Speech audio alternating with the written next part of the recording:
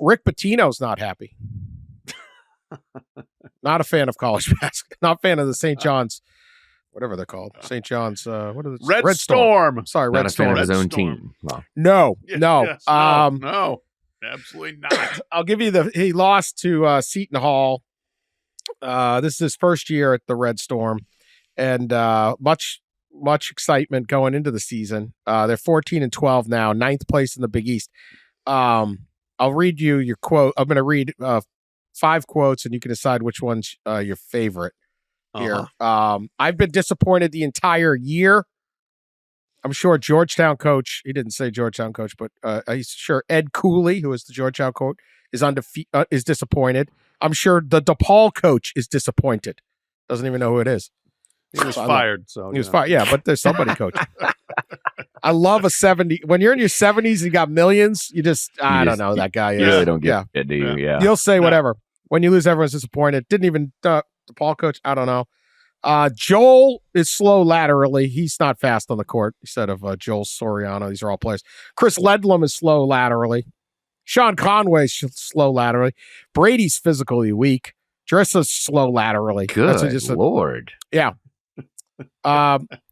We kind of lost this season the way we recruited. We recruited the antithesis of the way I coach. It's a good group. They try hard, but they're not very tough. It's not the job. You can be at Missouri and recruit slow players. Believe me, it's not St. John's. We had to put this team together the last second. We'll never, ever do that again. Do we have... Man. You can bleep it out. I don't know. Do we have facilities? Yes, we do. But we're doing... Oh, yes, he did. But we're doing something about it. But that's not the reason we're losing. Half facilities has nothing to do with guarding. And then the Whopper, I just can't... This is the most unenjoyable experience of my lifetime. This has been so...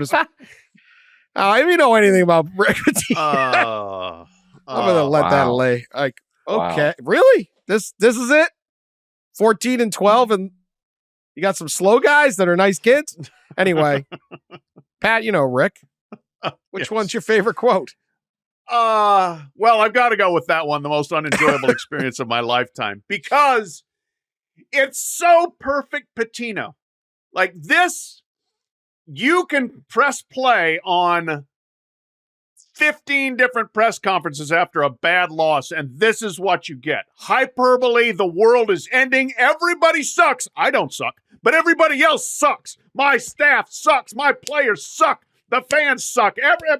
It doesn't matter. It's the same thing, a little bit different content, but this is Rick Pitino after a bad loss. He's the worst loser in the history of basketball that I have ever come around, which is one reason he doesn't lose very often, because he makes everyone miserable around him until you play the next game, and then they play like their hair's on fire so we don't have to go through this crap again, and they win.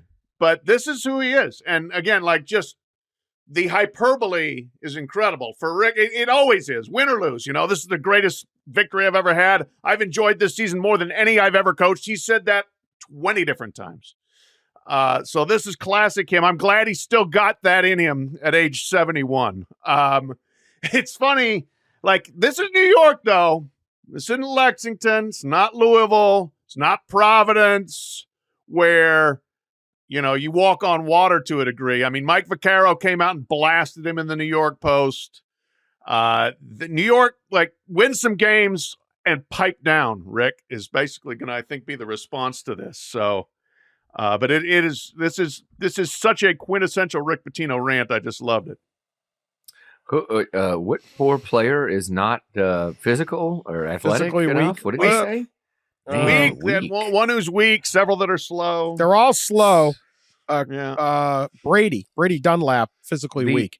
But he's not slow. So he can be like, yeah, but you guys are slow. I mean, you know, a few more push-ups. Right. You can get strong. It's hard to get fast. A lot easier to get strong than it is to get fast. Brady's got a future. Anyway, good times by Rick.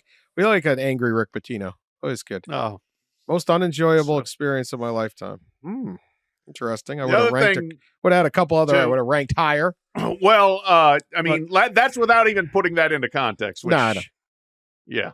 Yeah, yeah. But Didn't he get fired for a whole scandal Yeah. that involved, Hey. things? multiple scandals. Hey. I mean, That ain't there's even been a lot of stuff. There's been a lot of stuff. Yeah. But I would imagine, I'm going to guess this was like 20 minutes at least after the game ended. When Rick wins, he's in that press conference in 2 minutes because he's so excited to talk to the media. When he loses, he's in there dog cussing everyone until somebody finally comes and gets him and says, Rick, you've got to go to the press conference. And then he's still dog cussing everybody while he's up at the press conference. Tremendous. He said what he wanted. Like I said, 70-year-old, he doesn't care. yeah, what a way What are they to gonna do? spend your 70s. I think this is. I actually think this is how Same way he spent his 40s. Yeah, I 50s, think this is how 60s. happy he is. This is the guy who said Larry Bird's not walking through that door. Like, he's miserable as the Oh, yeah. Celtics coach.